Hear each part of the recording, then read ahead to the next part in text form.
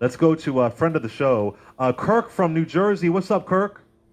What's happening, Clay? How are you? I'm doing good, brother. You are a friend of the show. You've been on Heather B's show, Karen's show. We love you, man. You have great workout videos online. You're incredible. Thank you, brother. Thank you very much.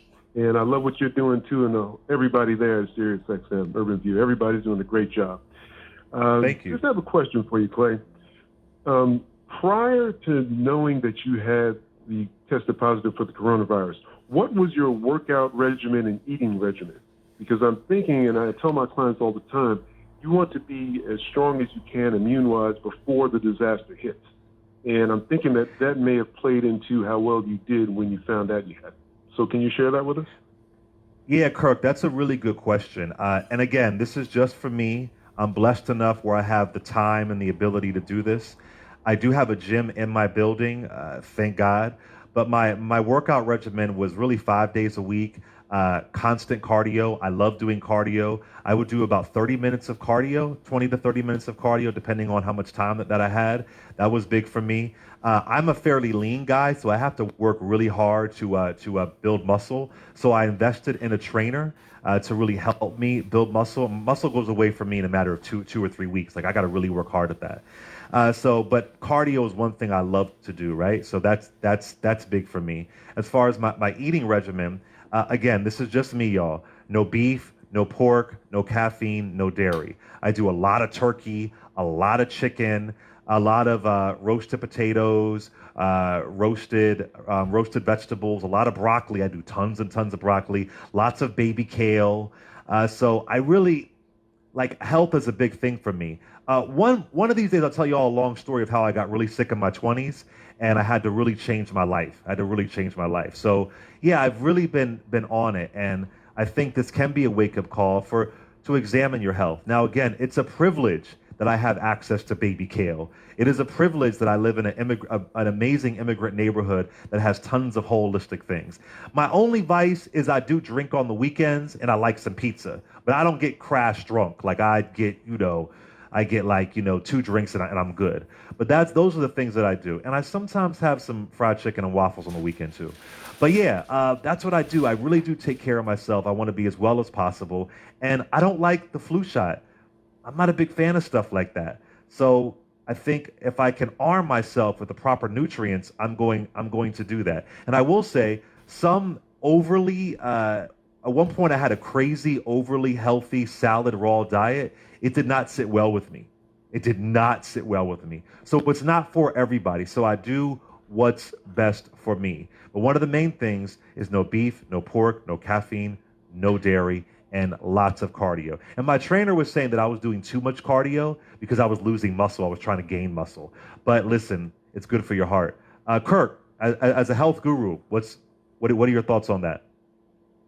My thoughts on that is that it sounds good, and I implore my clients to eat as much plant fare as possible. Although I'm not, I'm a plant-based eater. However, we want to balance things out. If you do eat meat products or you do eat some things that aren't in your best interest, you have to balance it out and eat as much plant fare as possible. And I think that's a key for me and also for my clients.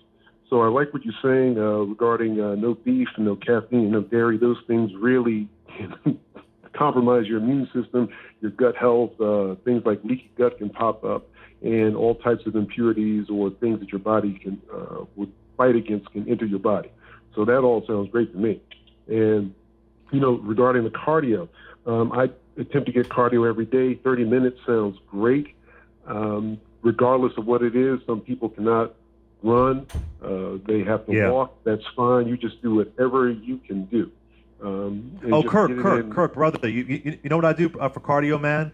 If I don't want to do a Stairmaster, and for those who don't want to run because they say it can be hard on your knees, I do the treadmill at the highest incline, at the very highest incline, and do it at a speed of 3 or 3.5, and you're just walking, and it will wear you out. That's what I do. Highest incline treadmill, speed of 3 or 3.5. I've had guys with 6 packs try and do it, and they're breathing and sweating, and they got to stop. So that's my cardio, Kirk. I tell you, that is very, very difficult. I have done it myself, And since you bring that up, I've been doing a little more hiking lately, so I'm going up and down. Yeah. So I highly recommend that. But, just like want everyone to know, do what you can. I can't be like you, you can't be like me, but we can all be better. So just do your own thing, and we can get through this coronavirus, but taking care of ourselves, and the immune system, that has to be our first line of defense. And I have one other question for you, Clay. Do you do any juicing at all? Man, so I tried juicing. I bought a whole juice situation, and I'll be honest, it was just too much work. Cleaning it up, it was just a lot of work. I was like, oh my God, this is a whole lot of work. So I'm not a big juicer. I do have a lot of almonds and cranberries, but no, I'm not a big juicer. I might go to what's it called? I might go to Jamba Juice and get a smoothie with no sugar, nothing sweet in it, just the actual fruits. But the juicing was too much work for me. But I heard it's a great thing.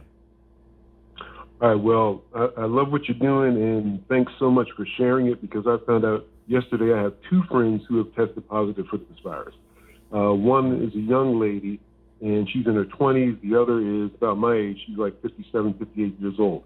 And obviously I'm trying to give them sound advice as far as what to do, and I'm going to tell them to try to replay your show later just to get some more hints. But we got to fight this thing, and we have to be proactive about it, and that means taking care of yourself. So I appreciate what you're doing. And we got to depend on each other, Kirk. And you're amazing. I encourage folks to follow you. It's Kirk Fit Beyond 50 and KirkCharles.com, correct? Yes, sir, it is. Kirk, let me ask you something. You're 50-some years old, but were you like this when you were 21? Were you always like this, on it with your health and your nutrition? Always on the health aspect, not the nutrition aspect. I went vegan at age 25, so that's about 30, 31 years ago. But I had always been an athlete in high school: football, tennis, basketball, running, always moved around. But then, by chance, I guess, I went vegan. One year I decided I'm going to stop eating red meat. The next year I stopped eating chicken. The next year fish. The next year dairy. And there I was. And there was no intention to be vegan. I just wanted to see what it would be like if I did it. Well, it turns out that move 30 years ago was the best thing I've ever done. So it's helped me. It's hard, Kirk. Go ahead. Excuse me? Yeah, it's no, I was helped gonna me. say I cannot let go of chicken, man. I just can't let go of chicken. I can't.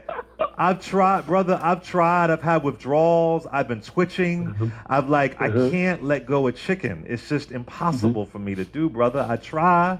But Kirk, we have to head out. But brother, give me a final comment. Go ahead, man.